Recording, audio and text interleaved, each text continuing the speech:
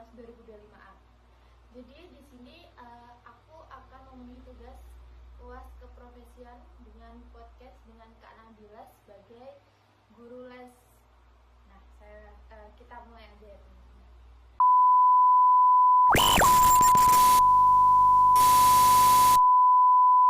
Nah, mungkin bisa disebutkan nama, asal daerah, dan sekarang mengajar sebagai apa? Halo semuanya, perkenalkan saya Nabila Azahra dari Naudi. Saya lagi bimbel privat yang pengajarnya saya sendiri. Nah, kakak ini udah lulus atau masih kuliah? Saya masih kuliah dan saya mahasiswa akhir ya, jadi lagi proses penyelesaian skripsi. Nah, bagaimana sih kakak bisa sampai jadi atau buka les privat ini? Saya kan dari jurusan matematika dan saya juga suka berinteraksi dengan anak-anak atau bertukar pendapat gitu kan. Terus saya coba nih magang atau ikut orang yang punya les privat juga. Terus lama kelamaan saya nyaman dan akhirnya buka sendiri deh. Nah, selain mengajar ada kegiatan lain nggak? Oh iya, itu ya, ngerjain skripsi ya. Oke. Nah, apa itu di tengah-tengah kesibukan Kak Nabila, ada nggak sih kayak punya cara sendiri kayak menjaga tetap semangat atau mood saat mengajar anak-anak agar emosi seorang guru itu tetap terkontrol dan tetap profesional, apalagi sambil ngerjain skripsi gitu? Berpikir positif selalu ya, dan mungkin saya lebih ke makan, jaga mood dan jaga mood buat ngajar anak. Nah, bisa diceritakan sedikit nih Kak Nabila, udah berapa lama jadi guru les? Kalau saya ikut orangnya itu orang maksudnya kayak orang lain gitu. Yang pertama saya awal saya mencoba mengajar itu sekitar 2 tahun dan sudah lama juga, lumayan juga. Itu kalau buka sendiri itu masih 1 tahun. Nah, apa sih yang membuat kakak Nabila bisa tertarik jadi guru les? Kan biasanya apalagi mahasiswa nih kan pasti mager, enak main, enak ini gitu. Saya suka membantu perkembangan anak-anak. Kayak gimana ya? Kan di sana anak-anak ada yang susah paham sama materi gitu kan. Kayak di sekolah kan susah paham gitu. Kayak gitu. Nah, saya suka ngajarin pelan-pelan kalau saya ditanyain sama anak-anak.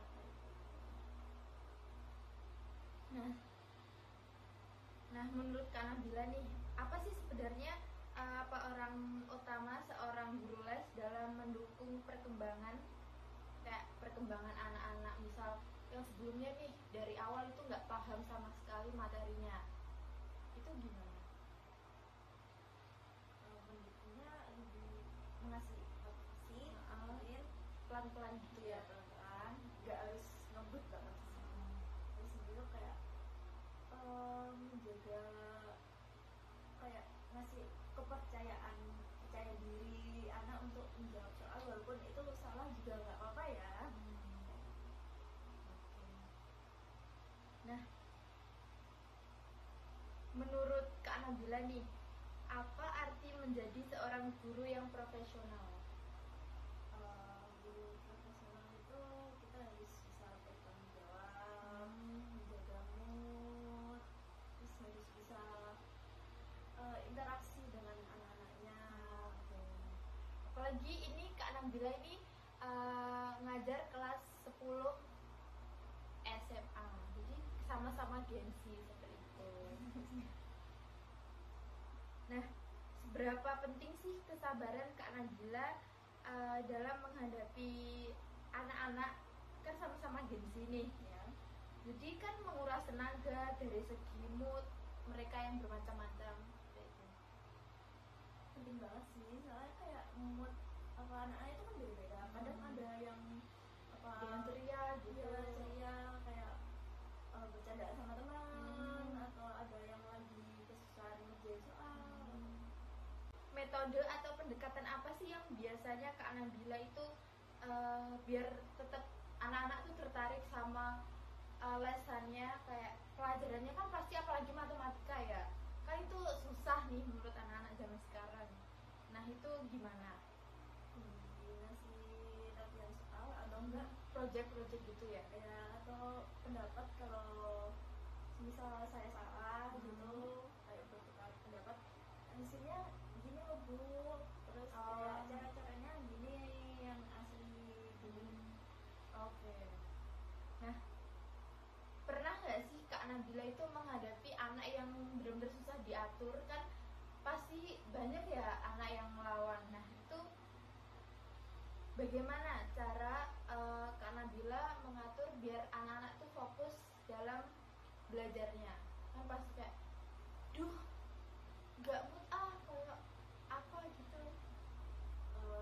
Pendekatan diri dengan anak, kayak interaksi, ditanyain yang nggak bisa tuh apa, karena apa, nanti diajarin pelan-pelan. Di situ kalau yang sulit biasanya nggak susah sih ya, kayak agak bandel-bandel gitu. Dalam menghadapi anak-anak yang dengan karakter yang berbeda-beda, bagaimana sih Kak Nabila itu cara menyesuaikan metode pembelajarannya? Lebih ke ngasih soal gitu ya, yang gampang-gampang dulu lah, biar mereka itu lebih paham, lebih mengerti. Nah, di pembelajaran Kak Nabila nih, terutama les, itu banyak bermain atau belajar. Nah, bagaimana itu cara menyeimbangkan? Kalau kan misal di PAUD itu kan lebih 50-50 lah. Nah itu kalau di les-lesan itu gimana? Karena saya ngajarnya SMA, jadi lebih banyak ke apa itu mengerjakan soal ya, mengerjakan soal, terus bermain mungkin bercandaan. Oh iya. Bagaimana sih cara Kak Nabila itu menyesuaikan pembelajaran dengan perkembangan zaman, apalagi terutama teknologi, kan sekarang udah maju teknologinya. Biasanya kalau misal ini apa les-lesan atau bunda saya libur, ya saya membuat video kayak mengajarkan soal ini, materi ini, nanti saya kirimkan ke anak-anaknya biar buat belajar sendiri gitu. Jadi di rumah anaknya bisa tetap belajar gitu loh. 1 hour later. A few moments later.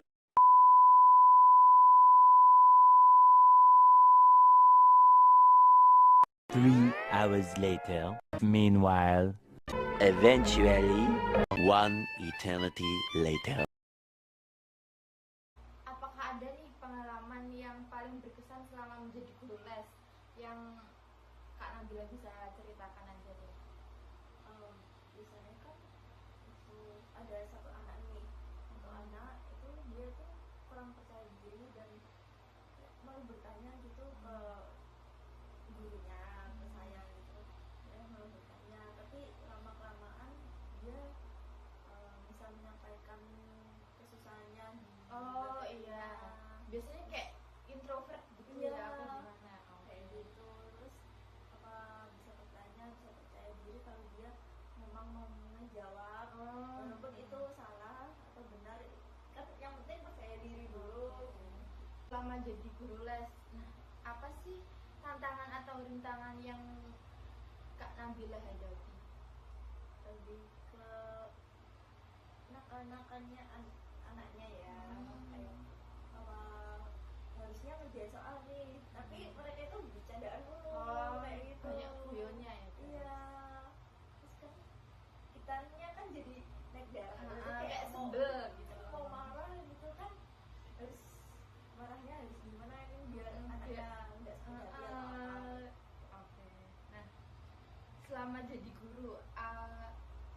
gimana sih cara ibu mengatasi tantangan tersebut, kayak baik dari segi anak ataupun orang tua? Kalau anaknya dinasehatin ya, dinasehatin kayak gini-gini nggak boleh gini-gini gitu. Terus kalau orang tua mungkin Biasanya ngikut dari ikut dari saya kayak yaudah diserahin di iya, gurunya gitu. perkembangan anaknya nanti kayak gimana nanti saya sampaikan ke orang tuanya. Sebagai bagian dari pendidikan non formal nih, menurut Kak Nabila itu kompetensi apa aja sih yang harus dimiliki oleh seorang guru agar bisa disebut profesional? Ya itu tadi sih, kayak kita bisa bertanggung jawab atas semua yang kita ajarin, itu bertanggung jawab ke anak-anaknya biar dia itu berkembang, dan kita bisa ngasih tahu nih ke orang tuanya kalau anaknya itu berpotensi gitu. Jadi lebih baik gitu ya dari jadi lebih sebelumnya. baik. Selanjutnya, bagaimana sih peran pelatihan diri bagi guru dalam meningkatkan kualitas pembelajaran? Terus belajar sih, kayak tiap tahun itu kita kan apa materi, apalagi metodenya itu kan tuh nggak berkembang sama. ya, Nah, guys. iya, berkembang. Jadi guru itu harus selalu tetap belajar Iya. sampai kapanpun. Nah, apa sih tips sederhana untuk menjadi guru les yang profesional? Nah nih, cara menghadapi anak-anaknya tetap profesional, apalagi sama lagi-lagi pusing-pusingnya ini.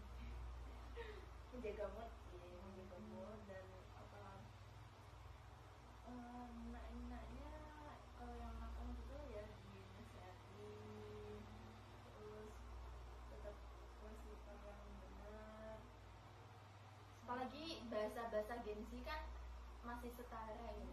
Ini kan kita kayak lebih bestian gitu, kayak bercanda-canda, tapi harus ada batasannya ya, bercanda sama Profesional. harus mengerjakan soal, benar-benar mengerjakan soal. Pernah nggak sih kakak itu merasa capek atau burn out saat mengajar? Biasanya itu gimana sih cara mengatasinya? Pernah, apalagi jadwalnya padat gitu ya, terus kayak anak-anaknya itu karakternya kan beda-beda, jadi mungkin istirahat, kalau enggak out ya, ketemu sama teman biar pikirannya bagus. Nah, menurut kakak nih, apakah guru harus bisa jadi teman untuk siswanya? Bisa jadi, tapi harus ada batasannya ya. Tapi ada sih, ada anak kayak anak kalau dekat sama gurunya atau apa gitu, Itu malah jadi seenaknya ya. tergantung sih sebenarnya, tergantung anaknya sendiri. Bisa jadi dia bisa terbuka gitu dengan gurunya, kayak cerita keseharian atau kesulitannya dengan materi ini. Nah, apa yang biasanya dilakukan kalau siswa itu mulai bosen saat pembelajaran berlangsung? Biasanya kita melakukan ice breaking ya, atau enggak cerita-cerita keseharian gitu lah, atau cerita-cerita tentang trennya saat ini ya kayak gitu. Pokoknya biar nggak bosen gitu nggak sih? Nah, Hah? Aduh pusing, pala otak, pala Barbie pusing, bolak-balik, maju, mundur, maju, mundur, maju. bagaimana cara membuat siswa lebih percaya diri untuk bertanya atau berpendapat? Lebih mengajarkan mereka gini, apa namanya, misal kita kasih soal dan kasih soalnya di papan tulis, nah kita harus nunjuk salah satu dari mereka untuk menjawab, dan itu kan mengajarkan rasa percaya diri. Kayak misal nih si A sebelumnya nggak percaya diri, terus ditunjuk, itu kan mau nggak mau harus maju ya. Jadi kayak awalnya tuh biar terbiasa dulu, nanti kan lama-lama bisa percaya diri. Pernah nggak sih kakak itu merasa gagal saat mengajar?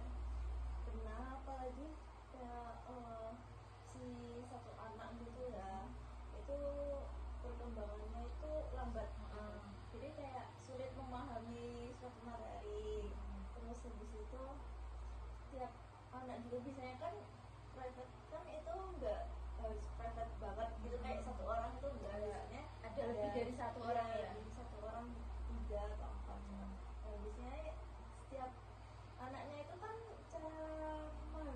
berbeda ya. Jadi kita harus tahu nih metode pembelajarannya kayak gimana buat mereka berempat itu paham semua gitu. Apa sih yang dipelajari dari pengalaman itu? Pendekatan Ke siswa. ya, Jadi, pendekatan ke anaknya itu kan beda-beda, itu karakter juga beda-beda. Ya, kita harus kayak berasa aman, nyaman buat anaknya dan termotivasi gitu saat belajar. Jadi misalkan nanti kalau Kak Nabila punya anak, jadi kayak dia udah berpengalaman dari guru les tersebut. Gitu.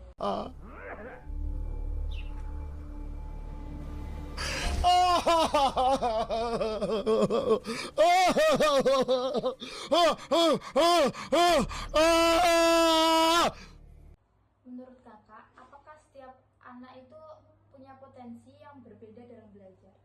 Pastinya ada ya, soalnya setiap anak itu Metode. cara Cara belajarnya belajarnya beda-beda. beda. Ada yang lewat visual, praktek ataupun mendengar mungkin.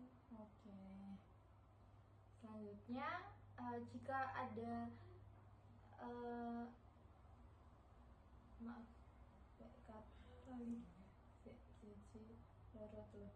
bagaimana cara menghadapi siswa yang sering merasa salah saat belajar? Mungkin Dibuat nyaman dulu nggak sih, Kak? ya, dibuat Kayak nyaman dulu biar kayak apa sih, dia tuh nggak takut gitu loh Ya, sama kita kayak. dan percaya diri lagi. Mm. Di situ baru kita mungkin nasihatin sedikit dan pendekatan itu. Habis itu kita tanyain maksudnya. Oke. Selanjutnya, menurut Kakak, apakah sistem pendidikan di Indonesia ini sudah cukup mendukung perkembangan minat bakat dan siswa? Sebenarnya Ada yang udah, ada yang belum udah, nggak ada sih? yang belum. Ya, tapi cukup sih mendukungnya, tapi belum maksimal lah di Kayak berbagai daerah. apalagi berbagai daerah itu pasti fokusnya itu ke nilai akademik nggak sih? Nah, menurut Kakak, apakah hubungan emosional antara guru dan siswa itu mempengaruhi dalam hasil belajarnya? Mempengaruhi sih, apalagi kalau misal kita pekerjaannya cuma marah-marah gitu ya, pasti Nggak bakal masuk ke nggak bakal otak masuk. nggak Dan sih?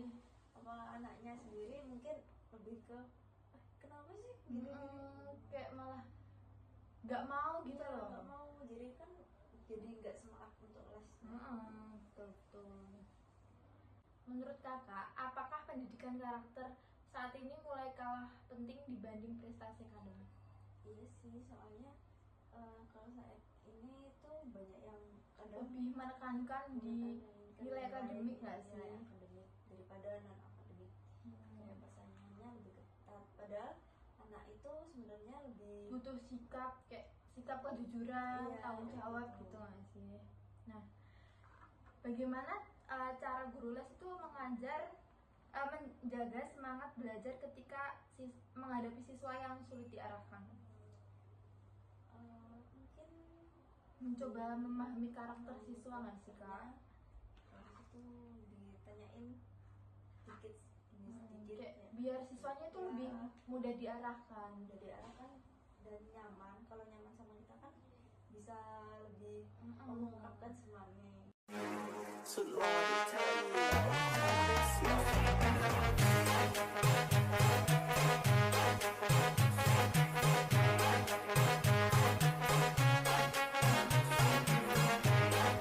Bagaimana sih guru les itu dapat menciptakan suasana belajar yang lebih nyaman dibanding pembelajaran di kelas? Kalau di sekolah itu kan muridnya banyak. Kalau di les-lesan itu nggak terlalu banyak juga sih, apalagi les privat itu kan bisa 1 orang, bisa 3 atau 4 orang gitu kan. Jadi kayak lebih ya, enak. pembelajarannya itu lebih santai, lebih fokus, dan anaknya itu bisa bertanya lebih leluasa dan Tidak malu. ya. Selanjutnya, menurut Kakak, apakah profesi guru les itu memiliki peluang kerja yang besar? Kalau saat ini peluangnya lumayan besar ya. Soalnya orang tua sekarang kan ingin anaknya punya les tambahan atau pelajaran pelajaran tambahan untuk meningkatkan nilai di sekolah ataupun kemampuan yang pengen anaknya dikembangkan gitu. Apakah les privat itu yang kakak sebutkan dari sebelumnya itu kan online, kalau nggak datang, nah itu efektif nggak sih untuk semua siswa? Sebenarnya itu tergantung siswanya ya, tapi sejauh ini kemungkinan efektif buat siswa, tapi lebih efektifnya lagi itu secara tatap langsung. Selanjutnya apa yang membuat pembelajaran privat itu lebih fleksibel dibanding sekolah? Kalau privat itu lebih ke kita kan bisa sama-sama mengatur jadwal gitu. Misal anaknya nggak bisa hari ini bisa diganti hari lain, atau anaknya mau libur ini bisa minggu depannya mungkin bisa double atau apa gitu. Bagaimana guru les privat itu menentukan target pembelajaran siswa? Biasanya kan ini akhir UAS atau apa itu kan misalnya dikasih soal dari materi-materi yang udah saya kasih sebelumnya, Udah dipelajari. Ya udah dipelajari, itu dikasih ke siswa, disuruh mengerjakan mandiri dulu. Habis itu kita cocokkan. Kalau seandainya ada salah satu yang materi yang nggak bisa, nanti diajarin lagi. Nah, menurut Anda, apakah profesi guru les itu sering dipandang sebelah mata apa enggak? Itu tergantung orangnya sih, tapi menurut saya enggak. Soalnya itu juga membantu siswanya untuk Lebih berkembang untuk kedepannya. Nah, bagaimana cara guru les privat itu menghadapi tekanan dari target orang tua siswa? Biasanya menjaga komunikasi dengan baik dengan Orang tua. Terus kayak menyampaikan perkembangan siswa anaknya itu ke orang tua secara jujur apa adanya. Kan ada misalnya siswa itu perkembangannya agak lambat ya, kayak materi yang disampaikan sebelumnya itu mudah lupa gitu loh, habis dikasih tahu langsung lupa kayak gitu. Jadi mau nggak mau kita kan harus jujur ke orang tuanya. Nah, apa alasan siswa lebih terbuka kepada guru les privat dibanding guru sekolahnya? Mungkin lebih nyaman ya, atau enggak suasana belajarnya itu lebih nyaman, enak les gitu. Apalagi kita kan diselingin bercandaan mulu, nggak selalu fokus. Apalagi guru les kan lebih dekat ya kepada siswanya daripada kan kadang kalau di sekolah kan kayak gurunya itu kan fokusnya banyak ke siswa, jadi kayak kurang pendekatan. Apa nilai utama yang harus dimiliki seorang guru les privat dalam pendidikan non formal? Tanggung jawab ya, terus habis itu kesabaran. Sabar paling penting ya, sabar paling penting sih. Habis itu kayak perkembangan siswa harus pantau terus menerus. Menurut kakak, apakah guru les itu harus memiliki sertifikat atau pelatihan khusus? Enggak juga, bisa jadi lebih ke ikut magang ke tempat les yang udah gede lah kayak gitu. Jadi lebih tahu ya kayak harus gini. Ya, terus atau enggak ikut orang yang kayak les privat juga. Jadi kita di situ kayak punya pengalaman bantuan gitu. Bantuan kalau guru yang satunya itu tidak bisa atau sakit atau apa, kita bisa menggantikan. Jadi kayak pengalaman lah.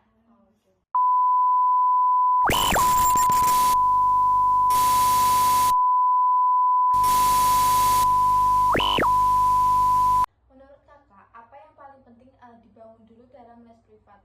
Kedisiplinan atau kenyamanan belajar? Membangun kenyamanan belajar dulu sih.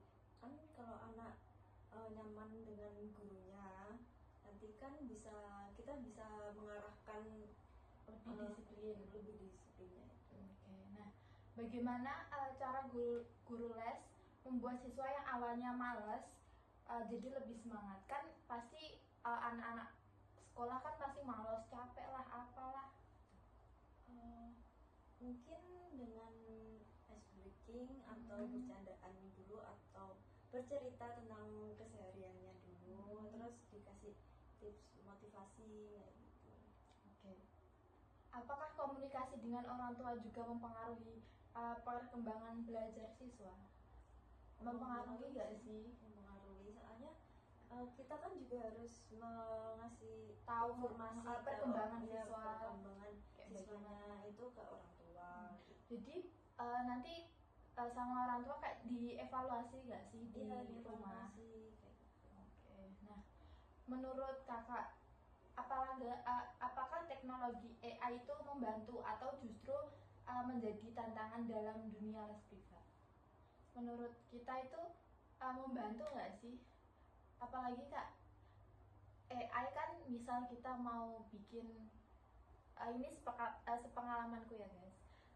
Misal kita mau bikin poster yang kayak Oh iya, itu poster kan yang sebenarnya kita nggak terlalu bisa bikin poster. Nah, kita bisa Bisa tolong minta Gemini tolong atau ke ChatGPT. AI-nya itu. Sebenarnya membantu, tapi kalau berlebihan Itu juga nggak baik. nggak baik juga. Nah, menurut kakak, apakah les privat sekarang itu sudah menjadi kebutuhan atau malah tuntutan sosial bagi siswa? Itu misalnya tergantung orang tuanya sendiri ya. Kalau menurutku mungkin Kebutuhan nggak sih? siswanya, soalnya untuk meningkatkan belajar atau enggak kemampuan yang dia sukai seperti kayak menggambar, terus dia Leskan menggambar. kayak gitu. Jadi kayak lebih tahu lah, kayak misal ya itu suka menggambar jadi bisa menjadi lebih baik gitu. Nah, apakah semua siswa sebenarnya membutuhkan les atau hanya karena tekanan nilai dan persaingan? Membutuhkan nggak sih, walaupun kayak nggak harus nilainya bagus tapi kayak butuh nggak sih? Buat memperkembangin untuk kedepannya. Misalkan matematika nih, kan nggak cuma di sekolah aja nggak sih? Iya, dan itu kalau misal di sekolah belum paham gitu ya, dan anaknya tidak mau belajar lagi pas di rumah, itu les di les-lesan